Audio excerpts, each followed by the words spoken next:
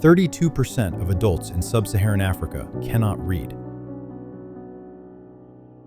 For millions, that means limited access to education, opportunity, and information. But literacy changes everything. Mercy partners with local leaders to provide literacy training across Africa. In 2025, 2,771 students were learning to read.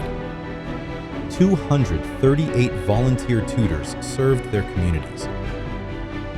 17 countries were impacted. But the work is just getting started. There are thousands more waiting for the opportunity to learn. Help us make a difference. Together, we can break the cycle of poverty,